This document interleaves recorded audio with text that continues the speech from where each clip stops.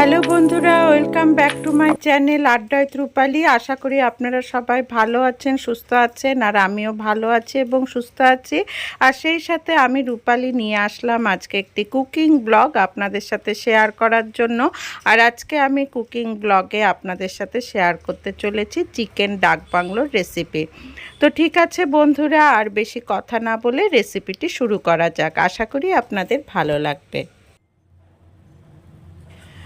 Chicken ডাক bungalow তৈরি করার জন্য আমি এখানে নিয়েছি হচ্ছে 500 গ্রাম চিকেন। তার মধ্যে আমি দিয়ে দিলাম জিরে আদা বাটা, আর দিলাম হচ্ছে কিছুটা হলুদ।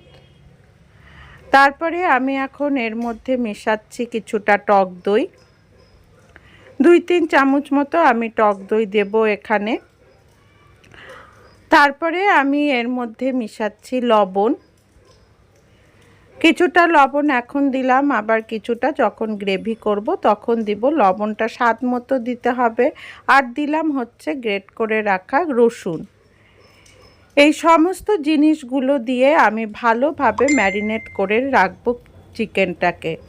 তার মধ্যে আমি কিছুটা সরষের তেলও দিলাম। তেলটাও পরিমাণ মতো দিতে হবে, কারণ রান্না করার সময়ও আবার কড়াইতে কিছুটা তেল দিব।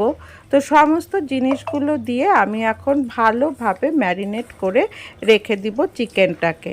তার জন্য আমি সমস্ত জিনিসগুলো দিয়ে চিকেনটাকে হাতে মাখিয়ে নিলাম।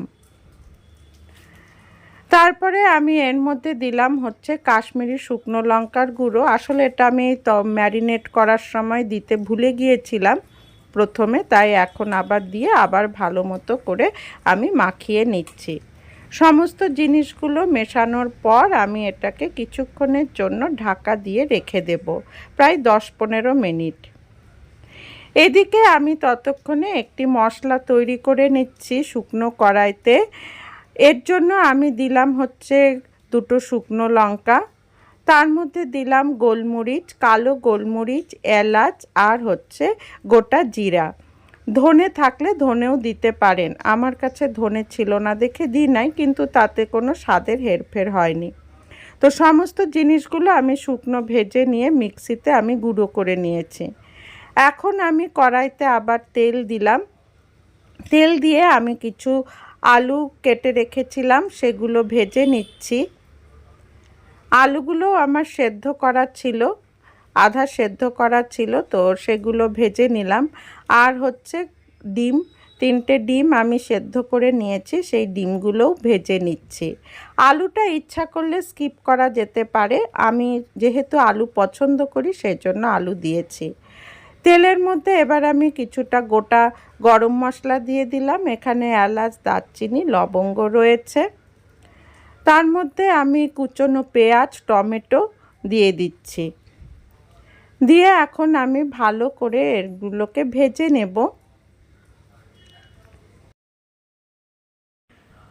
আর বন্ধুরা, এখনও যদি কেউ লাইক না দিয়ে থাকেন অবশ্যই একটা লাইক দিয়ে দিবেন। আর আমার ভিডিওটা কেমন লাগছে সম্পূর্ণ ভিডিও দেখার পর অবশ্যই কমেন্টস করে জানাবেন। পেঁয়াজ, টমেটো, কাঁচা লঙ্কা আমি সব ভালো করে ভেজে নিচ্ছি। এর মধ্যে এখন আমি আবার কিছু গ্রেট করে রাখা রসুন দিলাম, তারপরে কিছু জিরা আদা বাটাও দিলাম। যেহেতু 2বারে দিচ্ছি, কিছু আগে ম্যারিনেট করার সময় দিয়েছিলাম, আবার এখন এই গ্রেভি করার সময় দিচ্ছি, তো পরিমাণটা দেখে শুনে দিতে লাগবে। আর দিলাম হচ্ছে সামান্য পরিমাণ চিনি। আপনারা ইচ্ছা করলে শুকনো লঙ্কা দিয়েও করতে পারেন বা শুকনো লঙ্কার গুঁড়োও দিতে পারেন। আমরা যেহেতু ওটা খাই না বা বিশেষ ব্যবহার করি না রান্নাতে, সেই কারণে দিইনি, আমি কাঁচা লঙ্কা দিয়েই করছি।